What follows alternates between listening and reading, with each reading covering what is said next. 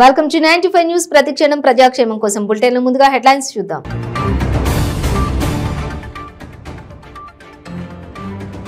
హైదరాబాద్ లో ఏర్పాటు కానున్న హైపర్ స్కేల్ డేటా సెంటర్. ప్రపంచ ఆర్థిక వేదిక సదస్సులో భారతీ ఎయిర్టెల్ ప్రకటన. 4 స్కామ్లలో నిందితులుగా ఉన్నవారు ఖమ్మం సభకు హాజరయ్యారన్న బీజేపీ రాష్ట్ర అధ్యక్షులు బండి సంజయ్. ఒక్క నేత కూడా బీఆర్ఎస్ పార్టీ గురించి మాట్లాడలేదని సెటైర్. మంగళగిరిలో ఆల్ఫా కేఫ్ సెంటర్ లో ఎమ్మెల్సీ నారా లోకేష్ సందడి. హోటల్లో అల్పాహారం చేస్తూ ఐటీ ప్రొఫెషనల్స్ తో మాటమంతి. నకిలీ డాక్యుమెంట్లు సృష్టించి విలువైన భూమిని కాజేయాలనుకున్న ముఠా అరెస్ట్. 8 మందిని అదుపులోకి తీసుకున్న అనంతపురం రూరల్ పోలీసులు. డీటెయిల్స్ చూస్తే సికింద్రాబాద్ లోని ఓ షాప్ లో అగ్ని ప్రమాదం చోటు చేసుకుంది. షార్ట్ సర్క్యూట్ కారణంగా నల్లగుట్టలోని డెక్కన్ స్పోర్ట్స్ షాప్ మంటల్లో చిక్కుకుంది. ఎగసి పడుతున్న మంటలు పక్క షాపులు కూడా విస్తరించాయి. మంటలు ఆర్పేందుకు అగ్నిమాపక శాఖ సిబ్బంది ప్రయత్నిస్తున్నారు. పక్క షాపులకు మంటలు పాకడంతో అందులో చిక్కుకుపోయిన 3 రక్షించారు. భారీ క్రేన్ సాయంతో వారిని కిందికి తీసుకుని వచ్చారు. అగ్ని ప్రమాదం విషయం తెలిసిన వెంటనే 2 ఫైర్ ఇంజిన్లతో అగ్నిమాపక శాఖ సిబ్బంది అక్కడికి చేరుకున్నారు. మంటలు ఆర్పేందుకు సిబ్బంది శ్రమిస్తున్నారు. బిల్డింగ్ లో నుంచి భారీగా పొగ వెలువడుతోంది. అగ్ని ప్రమాదం కారణంగా ప్రధాన రూట్లలో భారీగా ట్రాఫిక్ జామ్ అయింది. ఈ ప్రమాదంపై కేసు నమోదు చేసుకుని దర్యాప్తు జరుపుతున్నట్లు పోలీసులు తెలిపారు.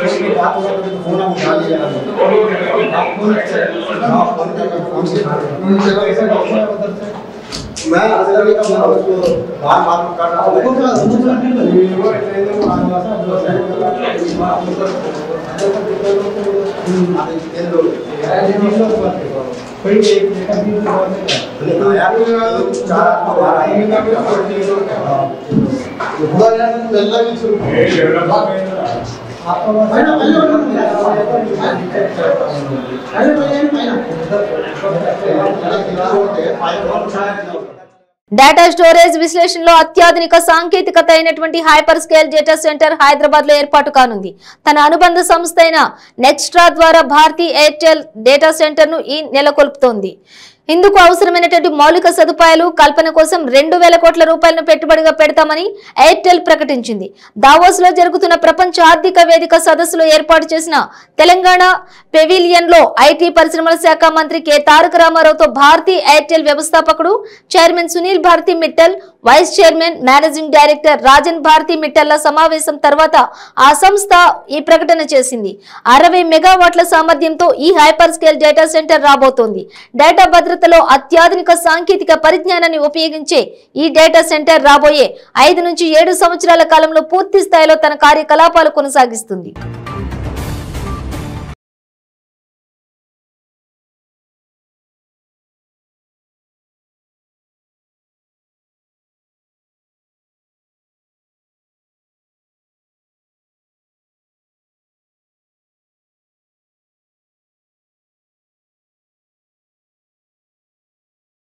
నలుగురు నేతలు 4 స్కామ్లలో నిందితులుగా ఉన్నారని బీజేపీ రాష్ట్ర అధ్యక్షులు బండి సంజయ్ అన్నారు. బీఆర్ఎస్ సభకు వచ్చిన ఒక్క నేత కూడా ఆ పార్టీ గురించి మాట్లాడలేదని సెటైర్ వేశారు. కేంద్రంలోని వచ్చేది ఆప్ సర్కారేనని కేజ్రీవాల్ సభలో ప్రకటించారు. అలాంటప్పుడు కేసీఆర్ పెట్టిన బీఆర్ఎస్ కేంద్రంలో అధికారం ఎలా చేపడుతుందని ప్రశ్నించారు. కేసీఆర్ గురించి తెలిసే కర్ణాటక మాజీ సీఎం కుమారస్వామి, బీహార్ సీఎం నితీష్ కుమార్ సభకు హాజరు కాలేదని బండి సంజయ్ చెప్పారు. జనం ఇండియా న్యూజిలాండ్ మ్యాచ్ తప్ప బీఆర్ఎస్ సభను పట్టించుకోలేదని అన్నారు. 20,000 కోట్ల పెట్టుబడులు ఇక్కడి నుంచి ఉత్తరప్రదేశ్కి పోయారు. నీ మూర్ఖత్వం వల్ల నీ కమిషన్ల బాధ భరించలేక ఆడికి పోయినాయి. మతం గురించి మాట్లాడుతున్నాడు. అంటే అయ్యప్పని కించపరిచారు. అది మతతత్వం కాదు. మన దగ్గర కొంచెం మరి కన్ఫిగర్ చేయాలి కదా. సరస్వతం వారికి కించపరచుడు మతతత్వం కాదు.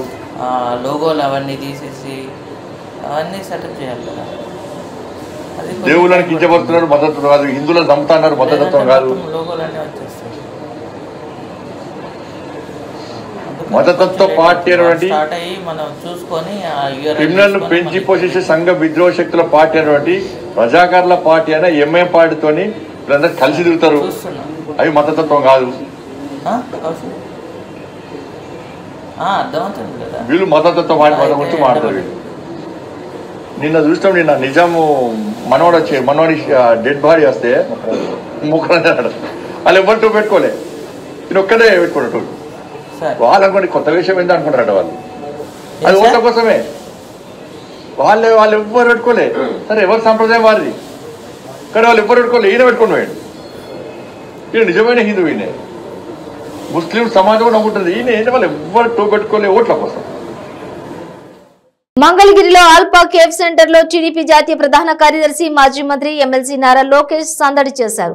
మంగళగిరి పట్టణంలో టీడీపీ జాతీయ ప్రధాన కార్యదర్శి నారా లోకేష్ అకస్మాత్తుగా ఆల్పా హోటల్లో ఏరియా కాన్వాయ్ దిగారు. ఇక వెళ్తూనే ఆ ప్రాంతంలోని రెస్టారెంట్ లో ఇడ్లీ ఆర్డర్ ఇచ్చారు. వేడివేడి ఇడ్లీ వచ్చేలోపు తన టేబుల్ ఎదురుగా ఉన్న ఇద్దరు ఐటీ ప్రొఫెషనల్స్ తో మాటామంతి కలిపారు. 20 నిమిషాలకు పైగానే రాష్ట్రంలో ఐటీ పరిస్థితి, వారి ఉద్యోగం స్థితిగతులు, ఉద్యోగ అవకాశాలపై చర్చ సాగింది. ఈలోగా నారా లోకేష్ అక్కడున్నారని తెలిసిన యువత పెద్ద ఎత్తున అక్కడికి చేరుకున్నారు.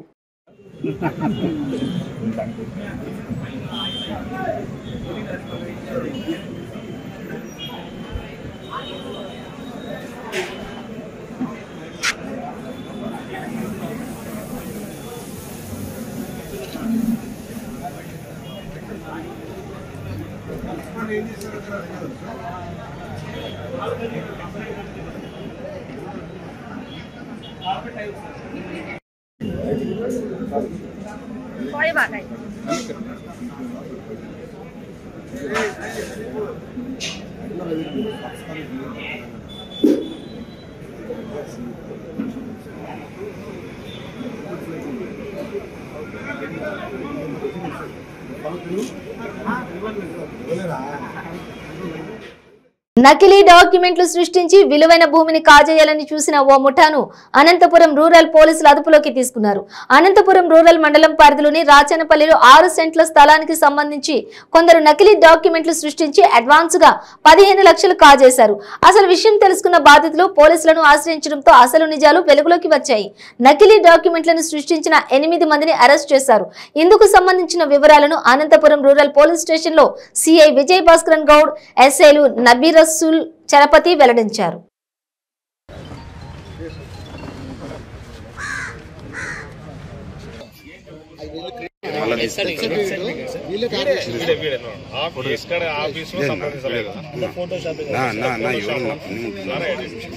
సర్వే నంబర్ 133/3లో ఒక లేఅవుట్లోని ప్లాట్ నంబర్ 1కి సంబంధించి దాని యొక్క ఓనర్స్ అంటే జి శివయ్య అనే అతను దాని యొక్క ఒరిజినల్ ఓనరు. ఆ ఒరిజినల్ ఓనరు వాళ్ళు ఇక్కడ లేరని తెలుసుకొని ఆ ప్లాటుకు నకిలీ పత్రాలు సృష్టించి దాన్ని అమ్మే ప్రయత్నం చేసిన ఈ టోటల్ ముద్దాయిలు అందరినీ గుట్టురట్టు చేశాము. మొత్తం ఇందులో 8 మంది పాత్రదారులుగా మాకు తేలారు. వీళ్ళందరినీ ఈరోజు అరెస్ట్ చేసి పంపిస్తున్నాము. ఇందులో కీలక సూత్రధారు వచ్చేసి సయ్యద్ మహమ్మద్ రఫీ అలియాస్ రఫీ. ఇతను ఉరవకొండ టౌన్కి చెందిన ప్రైవేట్ సర్వేయరు. ఇతను ప్లాట్ల సర్వే వెళ్తూ ఉంటాడు ప్లాట్ల బ్రోకర్స్ పిలిచినప్పుడు. ఆ విధంగా మా అనంతపురం రాచనపల్లి పొలాల్లోని ఈ ప్లాట్ నంబర్ 1 పక్కన గల లేఅవుట్లోని వేరే ప్లాట్ను సర్వే చేయడానికి వచ్చినప్పుడు ఈ ప్లాట్ నంబర్ 1కి సంబంధించి తెలుసుకున్నాడు. ఇక్కడ దీనికి సంబంధించిన వాళ్ళు ఒరిజినల్ ఓనర్స్ ఇక్కడ లేరు, వాళ్ళు బ్రతికి ఉన్నది లేదా చనిపోయినది కూడా తెలీదు. సో ఎవరికి ఈ ప్లాట్కు సంబంధించిన ఓనర్స్ గురించి తెలియదని తెలుసుకొని ఈ ప్లాట్ను ఏ విధంగానైనా ఈ ప్లాట్కు సంబంధించి నకిలీ పత్రాలు సృష్టించి డబ్బు చేసుకోవాలని చెప్పేసి ఇది దాదాపుగా 60-70 లక్షలు విలువ చేసే ప్లాటు. దానికోసం ఒక పథకం ప్రకారము కుట్రబన్ని ఇతను ఈ విషయం గురించి కొత్తొల్ల పార్వతి అనే ఆమె అనంతపురం టౌన్కి చెందిన ఆమె, ఈమె సత్యదేవనగర్కి చెందిన ఆమె, ఈమెకి విషయం తెలియజేసి ఈ అనంతపురం జిల్లా గుంతకల్లో చోరీలకు పాల్పడుతున్న నిందితులను పోలీసులు ఎట్టకేలకు అరెస్ట్ చేశారు. అంతర్రాష్ట్రానికి చెందిన వ్యక్తులుగా ముఠాగా ఏర్పడి బైక్లను చోరీ చేస్తున్నట్లుగా పోలీసులు గుర్తించారు. దీంతో వీరిపై నిఘా పెట్టిన పోలీసులు వారిని చాకచక్యంగా అదుపులోకి తీసుకున్నామని పోలీసులు తెలిపారు. వారి నుంచి 6 లక్షల విలువ చేసే 13 బైక్లను స్వాధీనం చేసుకున్నారు.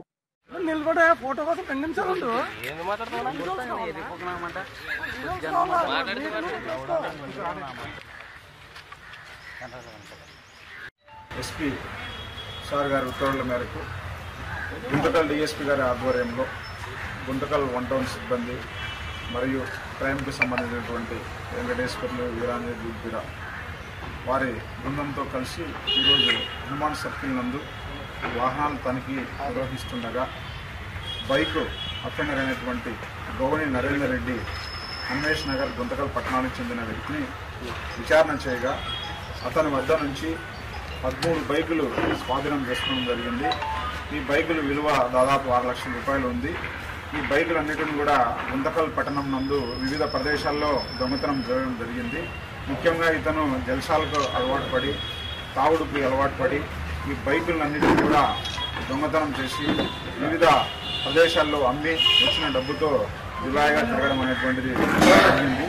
కాబట్టి ఈరోజు అతన్ని అరెస్ట్ చేసి అతని వద్ద 13 బైకులను రికవర్ చేసి పాత బైకులన్నింటిని కూడా రికవర్ చేయడం జరిగింది. ఇతను రిమాండ్ నిమిత్తము ఈరోజు కోర్టుకి పంపించడం జరుగుతుంది. ఏదైనా కానీ బైకులు ప్రతి ఒక్కరు కూడా దానికి సరైన విధంగా లాక్ వేసుకొని పెట్టుకోవలసిందిగా ప్రజలందరూ కూడా విన్నవించుకుంటున్నాం. దీంట్లో ఎస్ఐ గారు మరియు ఎస్ఐ తిరుపాల్ గారు, హెడ్ కానిస్టేబుల్ వెంకటేష్ గారు మరియు వీరాంజనేయులు దూద్బిర సిబ్బంది అందరూ కూడా హనుమాన్ సర్కిల్ నందు ఈరోజు ఉదయం తనిఖీల నిమిత్తము ఇతను దొరకడం జరిగింది. ఇతను దాదాపుగా బళ్ళారి సంబంధించినటువంటి వివిధ పోలీస్ స్టేషన్లో కర్ణాటక రాష్ట్రంలో ఇతని పైన పాత కేసులు కూడా ఉన్నాయి. ఇతను జైలు శిక్ష కూడా అక్కడ అనుభవించి రావడం జరిగింది. అప్పటికి ఇప్పటికీ ఎప్పటికీ రారాజు స్వర్గీయ నందమూరి తారక రామారావు అని గూడూరు మాజీ ఎమ్మెల్యే సునీల్ కుమార్ అన్నారు. ఎన్టీఆర్ 27వ వర్ధంతి సందర్భంగా గూడూరు పట్టణంలోని తెలుగుదేశం పార్టీ కార్యాలయంలో ఎన్టీఆర్ వర్ధంతి కార్యక్రమం నిర్వహించారు. ఎన్టీఆర్ వర్ధంతి సందర్భంగా గూడూరు పట్టణంలోని తెలుగుదేశం పార్టీ కార్యాలయం సమీపంలో ఉన్న ఎన్టీఆర్ విగ్రహానికి మరియు కార్యాలయంలో ఉన్న ఎన్టీఆర్ విగ్రహానికి గూడూరు మాజీ ఎమ్మెల్యే సునీల్ కుమార్ మరియు టీడీపీ నాయకులు పూలమాలలు వేసి ఘన నివాళులర్పించారు. పేదలకు అన్నదాన కార్యక్రమం నిర్వహించారు. ఈ సందర్భంగా మాజీ ఎమ్మెల్యే సునీల్ కుమార్ మాట్లాడుతూ ఎన్టీఆర్ తెలుగుదేశం పార్టీ స్థాపించి ఉమ్మడి రాష్ట్ర రాజకీయాల్లో చరిత్ర సృష్టించారని, దేశ ప్రధాని నరేంద్ర మోడీ ఎన్టీఆర్ ను ఆదర్శంగా తీసుకోవాలని ఆయన బీజేపీ నాయకులకు సూచించడం ద్వారా ఎన్టీఆర్ యొక్క గొప్పతనం తెలుస్తుందని అన్నారు.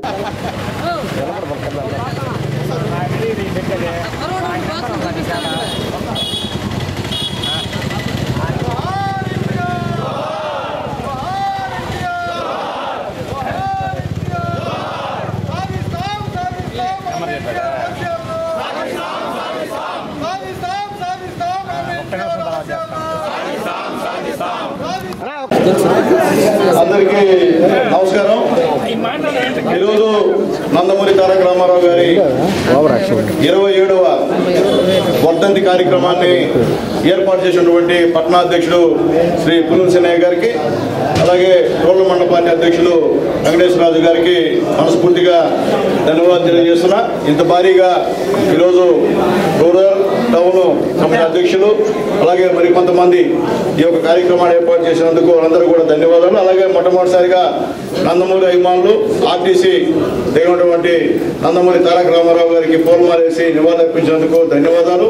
అలాగే సొసైటీ సెంటర్లో మా అన్న శీలం కిరణ్ కుమార్ గారు నందమూరి తారక రామారావు గారికి పూలమాల వేసి నివాళులర్పించినందుకు ఆయన కూడా మనస్ఫూర్తిగా ధన్యవాదాలు. నా కాన్స్టిట్యున్సీలో ఎక్కడెక్కడ తెలుగుదేశం పార్టీ నాయకులు అభిమానులు నందమూరి తారక రామారావు గారికి నివాళులర్పించిన అందరూ కూడా ప్రత్యేకమైన ధన్యవాదాలు తెలియజేస్తున్నాను.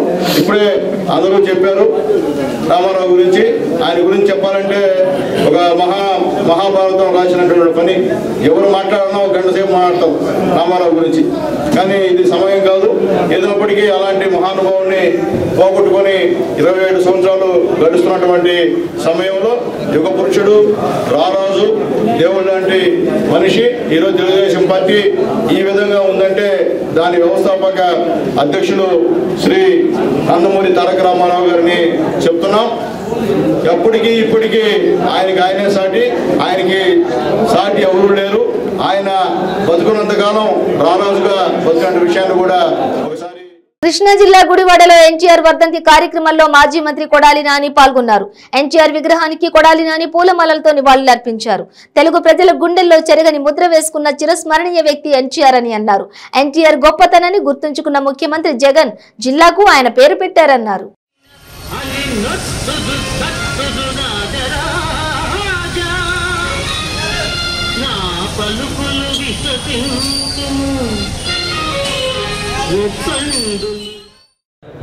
ఈరోజు జనవరి 18 ఎన్టీఆర్ మరణించి 27 సంవత్సరాలు పూర్తయింది. ఆయన జన్మించి మే 20వ తారీఖుకి ఈ సంవత్సరం 23కి 28వ తారీఖు అంటే 23వ సంవత్సరానికి 100 సంవత్సరాలు పూర్తవుతుంది. ఒక మనిషి 30 సంవత్సరాల పాటు సినీ జీవితంలో ఉండి రాజకీయాల్లోకి వచ్చి ఒక రాజకీయ పార్టీ పెట్టి 9 నెలల్లో పార్టీని అధికారంలోకి తీసుకొచ్చి ఈ రాష్ట్ర ప్రజల గుండెల్లో ఆయన పేరు మర్చిపోకుండా చిరస్మరణీయమైనటువంటి ముద్ర వేసినటువంటి వ్యక్తి ఎన్టీఆర్. ఆయన జీవితం ఈనాటి యువతకు కావచ్చు, రాజకీయాల్లో ఉన్నటువంటి ప్రతి ఒక్కళ్ళకి ఆదర్శం. ఎన్టీఆర్ జీవితం ఒక సామాన్యమైనటువంటి కుటుంబంలో నిమ్మకూరులో జన్మించి అంచెలంచెలుగా ఆయన ఎన్నుకున్నటువంటి సినీ రంగంలో అత్యున్నతమైనటువంటి స్థానానికి రావటం, అదేవిధంగా రాజకీయాల్లోకి వచ్చిన తర్వాత కూడా ఇచ్చినటువంటి మాటకు కట్టుబడి ఆయన మీద ప్రజలు పెట్టుకున్న నమ్మకంతో అధికారంలోకి తీసుకొస్తే ఆయన ప్రజలకి అనేక సంక్షేమ కార్యక్రమాలు, అభివృద్ధి కార్యక్రమాలతో ఈ రాష్ట్ర ప్రజల గుండెలో నిలిచారు. ఏలూరు జిల్లా తెలుగుదేశం పార్టీ కార్యాలయంలో నందమూరి తారక రామారావు 27వ వర్ధంతి సందర్భంగా ఎన్టీఆర్ విగ్రహానికి పూలమాలలు వేసి నివాళులర్పించారు. అనంతరం ఏలూరు మాజీ ఎంపీ మాగంటి బాబు, ఏలూరు నియోజకవర్గం TDP incharge Badeti Radhakrishna NTR legendary blood donation శిబిరాన్ని ప్రారంభం చేశారు. ఈ రక్తదాన శిబిరంలో టీడీపీ నాయకులు, కార్యకర్తలు పాల్గొని రక్తదానం చేశారు.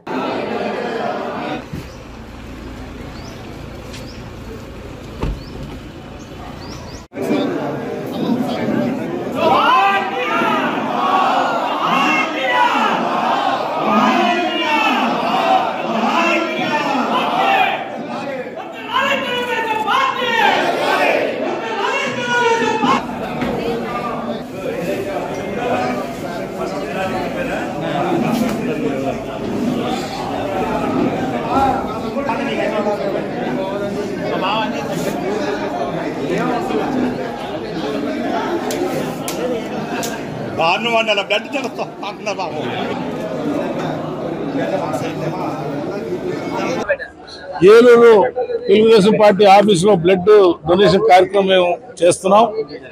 రాష్ట్ర వ్యాప్తంగా, తెలంగాణ వ్యాప్తంగా కూడా, అలాగే కొన్ని రాష్ట్రాల్లో కూడా చాలా మంది ఎన్ఆర్ఐలతో సహా డాలస్లో కానీ, చికాగోలో కానీ కార్యక్రమాలు చేయటం అంటే చాలా మంచి గొప్ప విశేషం. ఎన్టీ రామారావు గారికి గుర్తింపు ఉంది. ఈ రాష్ట్రాన్ని ఆ రోజు బలహీన వర్గాలకి, బడుగు వర్గాలకి, అనేక మందికి సంక్షేమ కార్యక్రమాలు చేయడమే కాకుండా ఈ రాష్ట్రంలో తెలుగుదేశం పార్టీని అధికారంలో తీసుకొచ్చిన ఘనత ఎన్టీ రామారావు. ఇవాళ ఎన్ని తక్కువ మాట్లాడుకున్నా మంచిదే ఈ అధికార పార్టీ. జనం మామూలుగా ఏదో సాగుతూ ఉండేది, ఇసుకెత్తే రాళ్ళంట. ఇది ఇప్పుడు జనం కొట్టేదే పరిస్థితి వచ్చింది ఈ రాష్ట్ర ముఖ్యమంత్రి గారు కానీ, మంత్రులు కానీ. అసలు మెగా ఫ్యామిలీ చిరంజీవి గారు వాళ్ళ ఫ్యామిలీ అంతా కూడా అనేక మంది చేస్తుంటే సినిమా సేవలో ఇవాళ మంత్రి రోజా గారు ఏంటి ఆ మాటలో ఏంటి పద్ధతి?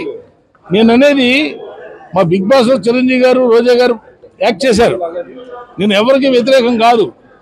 కానీ ఒక బ్రాండెడ్ నేమ్ కుటుంబం, అలాగే ఒక బ్రాండ్ ఇమేజ్ ఉన్న నందమూరి కుటుంబం, ఆ నందమూరి కుటుంబం వ్యక్తుల్ని ఎన్నో రకాలుగా మాట్లాడటమే కాకుండా ప్రజలు మాత్రం చాలా మటుకు మెంటల్గా డిస్టర్బ్ అయిపోయి ఇదేనా ఈ ప్రవర్తన, ఇదేనా ఈ పరిపాలన అని. గొల్లపూడిలో మళ్లీ హై టెన్షన్ నెలకొంది. గొల్లపూడి 1 సెంటర్ లో భారీగా పోలీసులు మోహరించారు. 1 సెంటర్ లోని టీడీపీ కార్యాలయానికి వెళ్లే రహదారి, దేవినేని ఉమా నివాసానికి వెళ్లే రహదారిని భారీ గేట్లతో మూసేశారు. పోలీసుల మోహరింపుపై అధికారులు సమాచారం ఇవ్వలేదు. గొల్లపూడి 1 సెంటర్ టీడీపీ కార్యాలయంలో సామాగ్రిని తరలిస్తున్నారు. భారీ బందోబస్తు మధ్య కార్యాలయాన్ని తొలగిస్తున్నారు. ఇక 2 రోజులుగా స్థలంపై యాజమాన్యం మధ్య వివాదం చోటు చేసుకుంటోంది. గొల్లపూడి 1 సెంటర్ లోని రహదారులు ఇరువైపులా పోలీసులు ఎవరిని లోపలికి అనుమతించడం లేదు.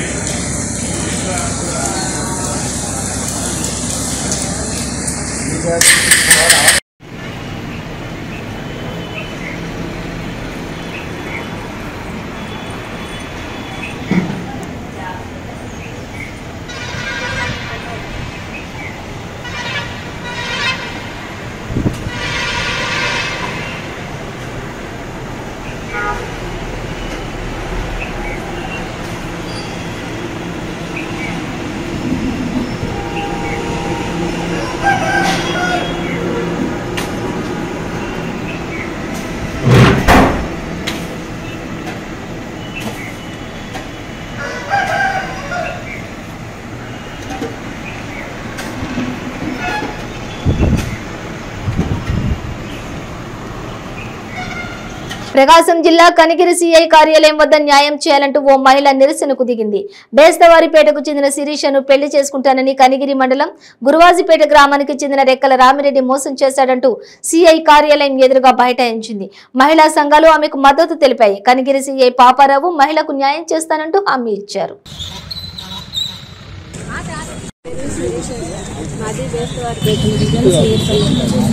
అబ్బాయిలు మా హస్బెండ్ వచ్చేసి గురువాసిపేట, కనిగిరి గురువాసిపేట. ఇప్పుడు నేను ఇద్దరం లవ్ మ్యారేజ్ చేసుకున్నాను. ఆ అబ్బాయి 1 year డాక్టర్ చేశాను. ఇప్పుడు ప్రెగ్నెన్సీ 4 months ప్రెగ్నెన్సీ. అయితే ఇప్పుడు నన్ను వదిలేసి అబ్బాయి వేరే అమ్మాయి తీసుకొని వచ్చాడు.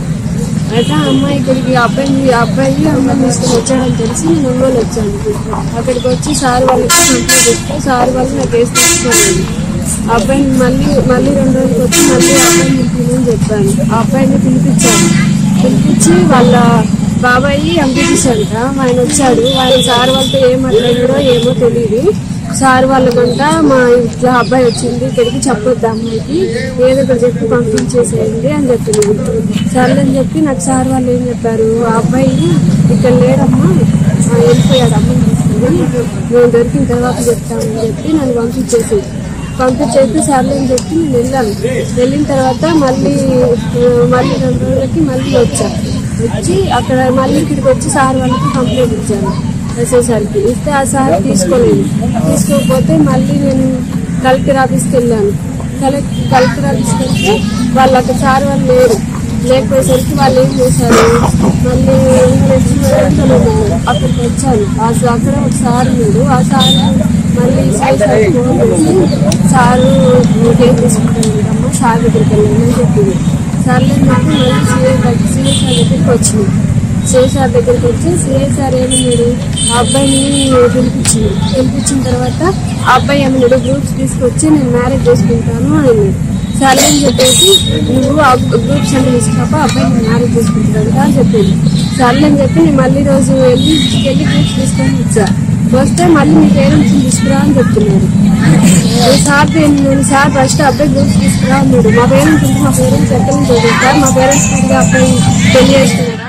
ఎల్బీ నగర్ నియోజకవర్గంలోని మన్సూరాబాద్ డివిజన్ లో కంటి వెలుగు వైద్య శిబిరం కార్యక్రమాన్ని ఎల్బీ నగర్ ఎమ్మెల్యే దేవిరెడ్డి సుధీర్ రెడ్డి ప్రారంభించారు. ఈ కార్యక్రమంలో స్థానిక బీఆర్ఎస్ కార్యకర్తలు నాయకులు పాల్గొన్నారు. తెలంగాణ ప్రభుత్వం ప్రతిష్టాత్మకంగా చేపట్టిన కంటి వెలుగు కార్యక్రమాన్ని ప్రతి ఒక్కరూ సద్వినియోగం చేసుకోవాలని సూచించారు.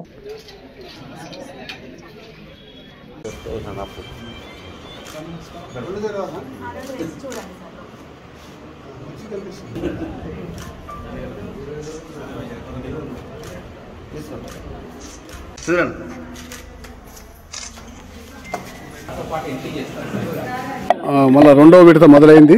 దాదాపు 2 లక్షల మందికి పాత ఈ కొత్త రంగారెడ్డి జిల్లాలో కంటి వెలుగులో చికిత్స తీసుకునేందుకు ఒక టార్గెట్ పెట్టుకుంటాం. ఈ టార్గెట్ ప్రకారం దాదాపు 3 సెంటర్లు మన దగ్గర 3 హయత్ నగర్ మరి ఈ 3 డివిజన్లలో 3 సెంటర్లు ఏర్పాటు చేయడం జరిగింది. క్యాటరాక్ట్ కానీ మరి దానికి క్యాటరాక్ట్ అనుకోండి, లేకపోతే ఇంకా కంటికి సంబంధించిన ఏ వ్యాధులకైనా సరే పెద్ద ఆపరేషన్లు అవసరం ఉంటే సరోజిని కంటి ఆసుపత్రికి తీసుకుపోయి అలా చికిత్స ఫ్రీగా చేస్తారు.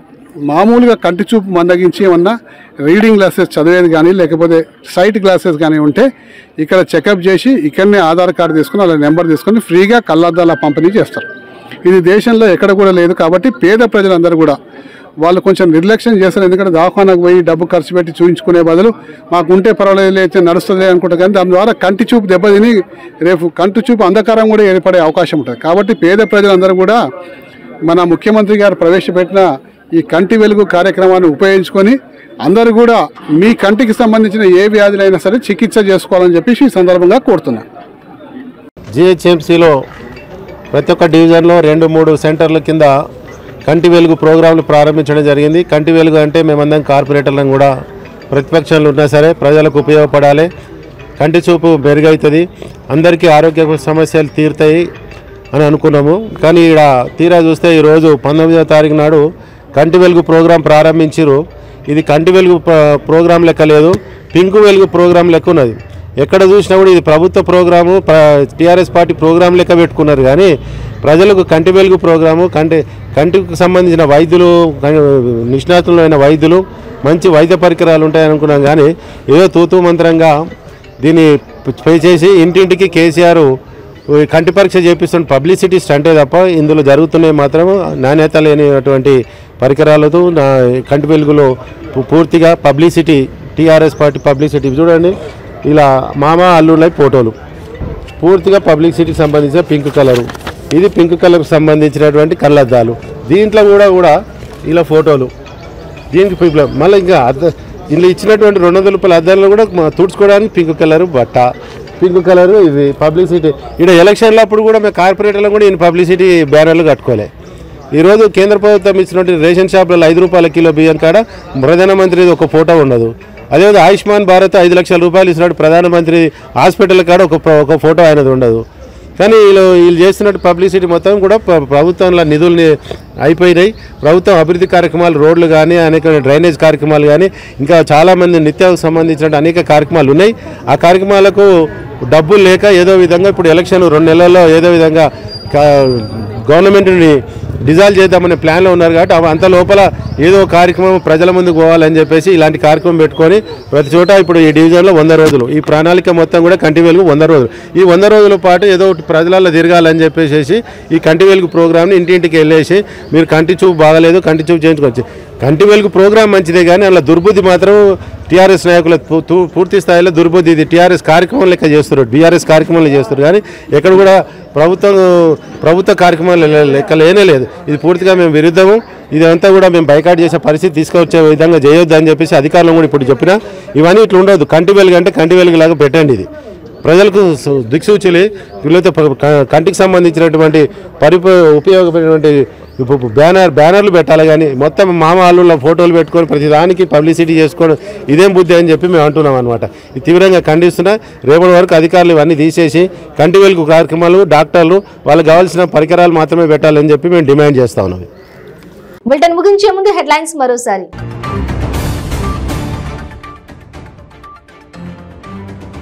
హైదరాబాద్ లో ఏర్పాటు కానున్న హైపర్ స్కేల్ డేటా సెంటర్.